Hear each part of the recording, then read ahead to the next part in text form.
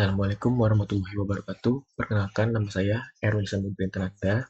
Saya di sini dengan NPM 20765161101 dengan dosen pengampu saya yang terhormat Bapak Denny Hidayatullah, MMSI. Saya di sini dari kelas R01 dengan mata kuliah Komunikasi Data dan Jaringan. Baik, saya di sini akan melaksanakan ujian tengah semester dengan soal yaitu membuat resume dari bab 1 sampai dengan bab 7. Baik, selanjutnya bab 1, model-model komunikasi. Kegunaan dasar dari suatu sistem berkomunikasi adalah menjalankan pertukaran data antara dua pihak. Di dalam contoh gambar ditampilkan satu contoh khusus, yaitu komunikasi antara sebuah workstation dan sebuah server yang dihubungkan dengan sebuah jaringan telepon umum. Baik, di sini ada sebuah contoh gambarnya dengan diagram yaitu source, yaitu sumber. Source itu alat ini membangkitkan data sehingga dapat ditransmisikan. Contoh, telepon dan PC, yaitu personal computer. Lalu yang kedua, transmitter, yaitu pengirim. Biasanya data yang dibangkitkan dari sistem sumber tidak ditransmisikan secara langsung dalam bentuk aslinya. Sebuah transmitter cukup memindah dan memindai informasi dengan cara yang sama seperti menghasilkan sinyal-sinyal elektromagnetik yang dapat ditransmisikan melewati beberapa sistem transmisi berurutan. Sebagai contoh, sebuah modem tugasnya menyalurkan suatu digital bit stream dari suatu alat yang sebelumnya sudah dipersiapkan, misalnya PC, dan mentransformasikan bit stream tersebut menjadi suatu sinyal analog yang dapat melintasi melalui jaringan telepon. Lalu transmission yang tengah ini, transmission system, yaitu sistem transmisi berupa jalur transmisi tunggal, yaitu single transmission line, atau jaringan kompleks, yaitu complex network, yang menghubungkan antara sumber dengan destination, yaitu tujuan. Lalu untuk receiver itu penerima. Receiver menerima sinyal dari sistem transmisi dan menghubungkannya ke dalam bentuk tertentu yang dapat ditangkap oleh tujuan. Sebagai contoh, sebuah modem akan menerima suatu sinyal analog yang datang dari jaringan atau jalur transmisi dan mengubahnya menjadi suatu digital bit stream. Yang terakhir adalah destination. Destination yaitu tujuan, menangkap data yang dihasilkan oleh receiver. Baik, selanjutnya komunikasi data. Komunikasi data adalah pertukaran data antara dua perangkat atau lebih melalui media transmisi, misalnya seperti kabel. Untuk bisa terjadinya data komunikasi, perangkat harus saling berkomunikasi atau terhubung menjadi sebuah bagian dari sistem komunikasi yang terdiri atas kombinasi dari hardware, yaitu peralatan fisik atau keras, dan perangkat software, yaitu program. Efektivitas sistem komunikasi data tergantung pada 4 karakteristik yang mendasar, yaitu pengiriman, akurasi, ketepatan waktu, dan juga jitter. Atau bisa juga definisi komunikasi data adalah proses pengiriman dan penerimaan data secara elektronik dari dua atau lebih alat yang terhubung ke dalam sebuah network, yaitu jaringan, melalui suatu media. Baik, selanjutnya karakteristik dasar komunikasi data. Yang pertama, pengirim. Itu sistem harus mengirimkan data ke tujuannya. Lalu, data harus diterima oleh perangkat yang dimaksudkan atau pemakai, dan juga hanya oleh perangkat atau pemakai. Akurasi. Yang kedua, sistem harus memberikan data. Tujuannya, tentunya yang akurat. Data yang telah diubah dalam transmisi dan meninggalkan sumber. Data yang tak dikoreksi tentunya tidak dapat digunakan. Yang ketiga, ketepatan waktu atau tepat waktu. Sistem harus mengirimkan data pada waktu yang tepat. Terlambat dikirimnya data, maka tak akan berguna. Dalam kasus video serta audio, pengiriman waktu yang tepat berarti memberikan data seperti diproduksi atau seperti aslinya, dalam urutan yang sama ketika dibuat dan tanpa penundaan yang signifikan. Semacam ini disebut dengan pengiriman transmisi real time. Yang keempat, jitter, mengacu kepada variasi waktu kedekatan paket, yaitu keterlambatan yang tidak merata dalam pengiriman paket audio maupun video. Sebagai contoh, kita asumsikan misalnya bahwa paket video yang dikirim setiap 3G ms, jika dari beberapa paket datang dengan delay 3G ms dan yang lain dengan delay 4G ms, maka akan menghasilkan kualitas yang tak merata dalam video itu. Baik, selanjutnya bab 2. Kita sudah masuk ke bab 2, yaitu transmisi data. Terminologi transmisi. Transmisi data terjadi di antara transmitter dan receiver melalui beberapa media transmisi. Media transmisi dapat digolongkan sebagai guided atau unguided. Pada kedua hal itu, komunikasi berada dalam bentuk gelombang elektromagnetik. Dengan guided media, gelombang dikendalikan sepanjang jalur fisik. Contoh-contoh guided media adalah twistor pair, coaxial cable, serta fiber optik. Unguided media menyediakan alat untuk mentransmisikan gelombang-gelombang elektromagnetik, namun tidak mengendalikannya. Contoh yaitu perambatan, yaitu propagation di udara dan laut. Media transmisi guided adalah ujung ke ujung bila ia menyediakan suatu hubungan langsung di antara dua perangkat dan membagi media yang sama. Pada sebuah bentuk multipoint guided, lebih dari dua perangkat membagi media yang sama. Baik, selanjutnya. Sinyal. Sinyal merupakan suatu fungsi waktu, namun juga dapat diekspresikan sebagai suatu fungsi frekuensi di mana sinyal terdiri dari komponen-komponen frekuensi yang berbeda. Pandangan frekuensi domain dari suatu sinyal lebih penting bagi suatu pemahaman mengenai transmisi data dibandingkan pandangan time domainnya. Sinyal kontinu adalah sinyal di mana intensitasnya berubah-ubah dalam bentuk halus sepanjang waktu. Dengan kata lain, tidak ada sinyal yang terputus atau kontinu, yaitu berlanjut. Sedangkan sinyal diskrit adalah sinyal di mana intensitasnya memperata dengan level yang konstan selama beberapa periode waktu dan kemudian berubah ke level konstan yang lain. Baik, slide selanjutnya. Nah, di sini adalah sinyal analog dan sinyal digital. Yang pertama, sinyal analog. Sinyal analog adalah sinyal data dalam bentuk gelombang yang kontinu yang membawa informasi dengan mengubah karakteristik gelombang. Dua parameter atau karakteristik utama yang dimiliki oleh isyarat analog adalah amplitude dan frekuensi. Isyarat analog umumnya dikatakan dengan gelombang sinus. Mengingat gelombang sinus merupakan dasar untuk semua bentuk isyarat analog. Yang kedua, sinyal digital. Sinyal digital adalah buatan teknologi yang mampu mengubah sinyal menjadi gabungan urutan bilangan 0 dan 1, yaitu juga dengan biner, sehingga tidak mudah terpengaruh oleh derau. Proses informasinya pun mudah, cepat, dan akurat. Tetapi, transmisi dengan isyarat digital hanya mencapai jarak jangkau pengiriman data yang relatif dekat. Biasanya isyarat ini juga dikenal dengan isyarat diskret. Baik, slide selanjutnya. Perbedaan sinyal analog dan sinyal digital.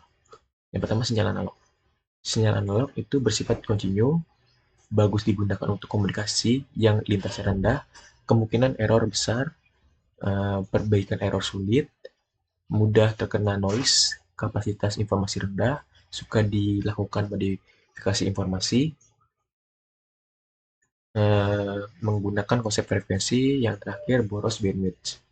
Untuk sinyal digital, yang pertama bersifat diskret, yaitu 0 dan 1, lalu bagus digunakan untuk komunikasi yang lintasnya tinggi, kemungkinan errornya kecil, perbaikan error lebih mudah, lebih tahan terhadap noise, kapasitas informasi lebih besar, lebih mudah dilakukan modifikasi informasi, menggunakan konsep biner atau bit, yang terakhir lebih hemat bandwidth. Baik, untuk slide selanjutnya. Sekarang kita masuk ke bab 3, transmisi data digital dan analog. Dalam mentransmisikan data dari sumber ke tujuan, satu hal yang harus dihubungkan dengan sifat data. Arti fisik yang hakiki dipergunakan untuk menyebarkan, yaitu propagate data, dan pemrosesan atau penyetelan apa yang perlu dilakukan sepanjang jalan untuk memastikan bahwa data yang diterima dapat dimengerti dengan baik. Dari semua pertimbangan ini, inti terpentingnya adalah apakah kita menghadapi analog entity ataukah digital entity. Secara kasar, istilah analog dapat disamakan dengan continue, sedangkan digital dengan discrete. Dua istilah ini sering dipergunakan dalam komunikasi data dan setidaknya dalam tiga konteks. Yang pertama, data, pensinyalan, dan transmisi. Baik, slide selanjutnya. Data dan sinyal. Yang pertama, data. Konsep-konsep mengenai data analog dan digital cukup sederhana. Analog, data menerima nilai yang terulang secara terus-menerus dan kontinu dalam beberapa interval. Sebagai contoh, suara dan video mengubah pola-pola intensitas secara terus-menerus. Sebagian besar data yang dikumpulkan oleh sensor, seperti temperatur dan tekanan, dinilai tanpa henti. Digital data menerima nilai-nilai yang berlainan, misalnya teks dan bilangan bulat. Yang kedua, sinyal. Sinyal dalam suatu sistem komunikasi data disebarkan dari satu titik ke titik yang lain melalui sebuah alat sinyal-sinyal elektrik. Suatu sinyal analog merupakan aneka macam gelombang elektromagnetik yang berlangsung terus-menerus yang kemungkinan disebarkan lewat berbagai macam media, tergantung pada spektrum. Contohnya, media kabel, yaitu wire, semacam twisted pair dan social cable, kabel fiber optik, dan atmosfer atau ruang perambatan. Sinyal digital adalah suatu rangkaian voltase pulsa yang bisa ditransmisikan melalui sebuah media kabel. Sebagai contoh, suatu level voltase positif konstan ditunjukkan sebagai biner 1, sedangkan level voltase negatif konstan dengan biner 0. Baik, selanjutnya. Bab 4. Media transmisi data. Media transmisi guided. Sebuah informasi dapat ditransfer dari satu tempat ke tempat yang lain melalui dua media transmisi, yaitu media guided dan unguided. Media guided adalah informasi atau data ditransfer melalui media yang tampak secara fisik sepanjang jalur di mana sinyal disebarkan, meliputi twisted pair, social cable, dan serat optik. Media unguided memanfaatkan sebuah antena untuk transmisi di udara, ruang hampa udara, atau air. Teknik transmisi unguided dipergunakan untuk komunikasi informasi mencakup radio siaran, gelombang mikro, terestrial, dan satelit. Sedangkan transmisi inframerah dipergunakan untuk beberapa aplikasi, yaitu LAN. Untuk media unguided, karakteristik transmisi lebih ditentukan oleh kualitas sinyal yang dihasilkan melalui antena transmisi dibandingkan oleh media sendiri. Satu sifat kunci dari sinyal transmisi antena adalah terarah. Umumnya sinyal-sinyal pada frekuensi yang lebih rendah berarah ke mana-mana, yakni dari antena, sinyal-sinyal disebarkan ke segala penjuru. Pada frekuensi yang lebih tinggi, sangatlah mungkin untuk memfokuskan sinyal menjadi suatu berkas langsung, yaitu directional beam. Untuk slide selanjutnya, twister paid. Twister paid adalah media transmisi guided yang paling hemat dan paling banyak digunakan. Unshielded dan shielded twister pair. Twisted pair memiliki dua jenis, yaitu unshielded dan shielded. Unshielded twister pair, yaitu UTP, berupa kabel telepon biasanya. Pada umumnya, di perkantoran menggunakan kabel unshielded twisted pair lebih banyak dibandingkan di rumah atau telepon sederhana. Unshielded twisted pair adalah subjek untuk interferensi elektromagnetik eksternal, meliputi interferensi dari twisted pair yang berdekatan dan dari derai yang muncul dari lingkungan sekitar. Salah satu cara untuk meningkatkan karakteristik media ini adalah dengan melapisi twisted pair dengan suatu pelindung metalik atau dengan lapisannya agar bisa mengurangi interferensi. Self-twisted pair, yaitu STP, memiliki kinerja yang lebih baik pada rate data yang lebih tinggi. Namun, self-twisted pair sedikit lebih mahal dan tidak mudah dioperasikan dibandingkan unshielded twisted pair. Untuk slide selanjutnya, media transmisi unguided. Transmisi yaitu transmisi wireless untuk unguided media. Transmisi dan penangkapan diperoleh melalui sebuah alat yang disebut dengan antena. Untuk transmisi, antena menyebarkan energi elektromagnetik ke dalam media, yaitu biasanya udara. Sedangkan untuk penerimaan sinyal, antena menangkap gelombang elektromagnetik dari media. Pada dasarnya, terdapat dua jenis konfigurasi untuk transmisi wireless, yaitu searah dan segala arah. Untuk konfigurasi searah, antena pentransmisi mengeluarkan sinyal elektromagnetik yang terpusat.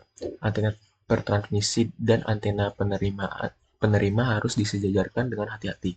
Umumnya, semakin tinggi frekuensi sinyal, semakin mungkin memfokuskannya ke dalam sinar searah. Untuk konfigurasi segala arah, sinyal yang ditransmisikan menyebar luas ke segala penjuru dan diterima oleh banyak antena. Slide selanjutnya, gelombang mikrosatelit. Satelit komunikasi adalah sebuah stasiun relay gelombang mikro, dipergunakan untuk menghubungkan dua atau lebih transmitter atau receiver gelombang mikro pada bumi, yang dikenal sebagai stasiun bumi atau ground station. Satelit penerima transmisi di atas satu band frekuensi, yaitu uplink, amplifies, dan mengulang sinyal-sinyal, lalu mentransmisikannya ke frekuensi yang lain, yaitu downlink. Sebuah satelit pengorbit tunggal akan beroperasi pada beberapa band frekuensi yang disebut sebagai transponder channel, atau singkatnya transponder. Slide selanjutnya. Sekarang kita masuk ke bab 5, yaitu pengkodaan data. Data digital, sinyal digital. Data digital, sinyal digital bentuk paling sederhana dari pengkodaan digital. Dari data digital ditetapkan satu level voltase untuk biner untuk biner 1 dan lainnya untuk biner 0. Pengkodaan yang lebih kompleks digunakan untuk meningkatkan kinerja dengan cara mengubah spektrum sinyal serta dengan menyediakan kemampuan sinkronisasi. Data digital, sinyal analog. Sebuah modem mengubah data digital menjadi sinyal analog sehingga dapat ditransmisikan sepanjang saluran analog. Teknik dasarnya adalah amplitude shift keying, yaitu ASK, frekuensi shift keying FSK, dan phase shift keying, yaitu PSK. Ketiganya mengubah satu karakter atau lebih suatu frekuensi pembawa agar bisa menampilkan data biner. Data analog, sinyal digital. Data analog, misalnya suara dan video, diubah ke bentuk digital agar mampu menggunakan fasilitas transmisi digital. Teknik yang paling sederhana adalah pulse code modulation, yaitu PCM, yang melibatkan pengambilan sampel analog data secara periodik dan mengkuantisasi sampel. Lalu data analog, sinyal analog. Data analog dimodulasi oleh suatu frekuensi pembawa agar menghasilkan sinyal analog dalam band frekuensi yang berlainan, yang dapat digunakan pada sistem transmisi analog. Teknik dasar untuk ini adalah amplitude modulation, yaitu AM. Lalu frekuensi modulation, yaitu FM, dan phase modulation, yaitu PM. Slide selanjutnya, data digital sinyal analog. Untuk jaringan telepon, digunakan modem-modem yang menghasilkan sinyal dalam rentang frekuensi suara. Teknik-teknik dasar yang sama digunakan untuk modem yang menghasilkan sinyal-sinyal pada frekuensi yang lebih tinggi, misalnya gelombang mikro. Bagian ini memperkenalkan teknik-teknik ini dan menyajikan pembahasan singkat mengenai karakteristik kinerja pendekatan alternatif. Teknik-teknik pengkodaan kita sebut menyebutkan bahwa modulasi dipengaruhi oleh satu atau lebih dari 3 karakteristik sinyal pembawa, yaitu amplitudo, frekuensi, dan fase. Jadi, terdapat 3 dasar pengkodean atau teknik modulasi untuk mentransformasikan data digital menjadi sinyal analog. Yang pertama amplitude shift keying yaitu ASK, yang kedua frekuensi shift keying yaitu FSK, yang ketiga phase shift keying yaitu PSK. Slide selanjutnya. Kita sudah masuk di bab 6, jaringan komputer di bagian 1. Jaringan komputer adalah interkoneksi antara dua komputer autonomous atau lebih yang terhubung dengan media transmisi kabel atau tanpa kabel, yaitu wireless. Autonomous adalah apabila sebuah komputer tidak melakukan kontrol terhadap komputer lain dengan akses penuh, sehingga dapat membuat komputer lain restart, shutdown, kehilangan file, atau kerusakan sistem. Yang pertama, peer-to-peer. Peer artinya rekan sekerja. Peer-to-peer network adalah jaringan komputer yang terdiri dari beberapa komputer terhubung langsung dengan kabel crossover atau wireless, atau juga dengan perantara hub atau switch. Komputer pada jaringan peer-to-peer ini biasanya berjumlah sedikit dengan 1-2 printer, atau penggunaan khusus seperti laboratorium komputer, riset, dan beberapa hal lainnya. Maka model peer-to-peer ini bisa saja dikembangkan untuk koneksi lebih dari 10 hingga 100 komputer. Peer-to-peer adalah suatu model di mana tiap PC dapat memakai resource pada PC lain atau memberikan resource-nya untuk dipakai PC lain. Tidak ada yang bertindak sebagai server yang mengatur sistem komunikasi dan penggunaan resource komputer yang terdapat di jaringan. Dengan kata lain, setiap komputer dapat berfungsi sebagai klien maupun server pada periode yang sama. Baik, selanjutnya. Nah, di sini ada kelebihan jaringan peer-to-peer. Yang pertama, implementasinya murah dan mudah. Yang kedua, tidak memerlukan software administrasi jaringan yang khusus. Yang ketiga, tidak memerlukan administrator jaringan. Untuk kekurangannya dari jaringan peer-to-peer, yang pertama, jaringan tidak bisa terlalu besar atau tidak memperbesar jaringan. Tingkat keamanannya rendah. Yang kedua, tidak ada manajemen jaringan. Yang ketiga, penggunaan komputer jaringan harus terlatih mengamankan komputer masing-masing. Yang terakhir, semakin banyak mesin yang di-sharing akan mempengaruhi kinerja komputer. Baik, slide selanjutnya. Yang kedua, client server. Client server merupakan model jaringan yang menggunakan satu atau beberapa komputer sebagai server yang memberikan resource-nya kepada komputer lain, yaitu klien dalam jaringan. Server akan mengatur mekanisme akses resource yang boleh digunakan, serta mekanisme komunikasi antar mode dalam jaringan. Klien hanya bisa menggunakan resource yang disediakan server sesuai dengan otoritas yang diberikan oleh administrator. Aplikasi yang dijalankan pada sisi klien bisa saja merupakan resource yang tersedia di server, namun hanya bisa dijalankan setelah terkoneksi ke server. Pada implementasi, software aplikasi yang diinstal di sisi klien berbeda dengan yang digunakan di server. Baik untuk jenis-jenis layanan client server antara lain, yang pertama, file server memberikan layanan fungsi pengelolaan file. Yang kedua, print server memberikan layanan fungsi pencetakan. Yang ketiga, database server, yaitu proses-proses fungsional mengenai database dijalankan pada mesin ini dan stasiun lain dapat minta pelayanan. Yang terakhir, DIP, Document Information Processing, yaitu memberikan pelayanan, fungsi penyimpanan, manajemen, dan pengembalian data. Baik, slide selanjutnya. Baik, kelebihan jaringan client server.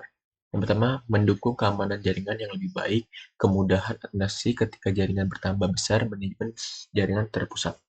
Yang kedua, semua data bisa disimpan dan di-backup terpusat di satu lokasi.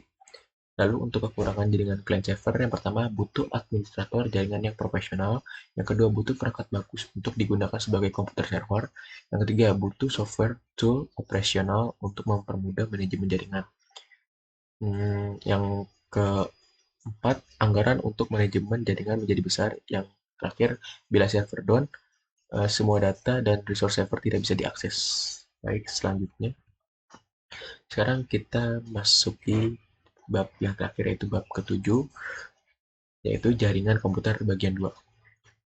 Nah, saya akan menjelaskan sejarah jaringan komputer dan internet terlebih dahulu, yaitu di tahun 1950-an ketika jenis komputer mulai membesar sampai terciptanya superkomputer. Maka sebuah komputer mesti melayani beberapa terminal. Untuk itu ditemukan konsep distribusi proses berdasarkan waktu yang dikenal dengan nama TSS, Time Sharing System. Dan untuk pertama kali terbentuklah jaringan, yaitu network komputer pada lapis aplikasi. Pada sistem TSS, beberapa terminal terhubung ke sebuah host komputer. Dalam proses TSS mulai nampak perpaduan teknologi komputer dan teknologi telekomunikasi yang pada awalnya berkembang sendiri-sendiri. Lalu pada tahun 1957, Advanced Research Projects Agency, yaitu ARPA,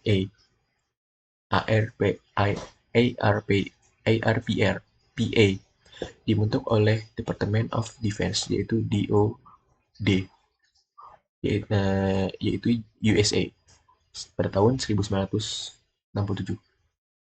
Desain awal dari ARPANET, yaitu ARPANET, diterbitkan dan tahun 1969, yaitu DoD menggelar pengembangan ARPANET dengan mengadakan riset untuk menghubungkan sejumlah komputer sehingga membentuk jaringan organik, yaitu program ini dikenal dengan nama ARPANET.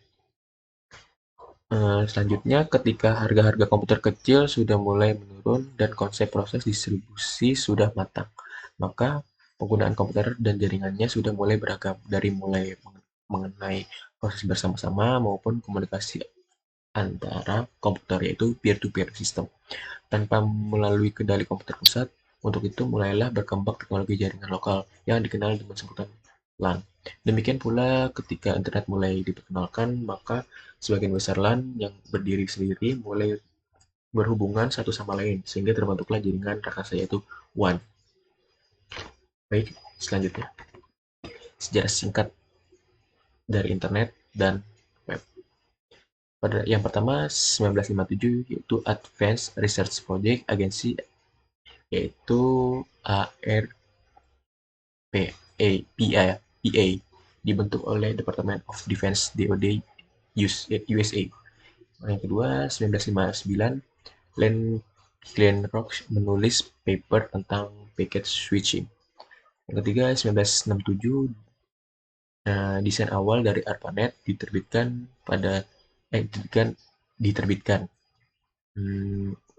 Lalu 1969 DoD menggelar pengembangan ARPANET. Lalu 1970 ARPANET mulai menggunakan Network Control Protocol, yaitu NCP. Ya, lalu 1972 Internet Networking Working Group, yaitu INWG dibentukkan untuk mempromosikan standar yang sudah disepakati bersama-sama. Spesifikasi dari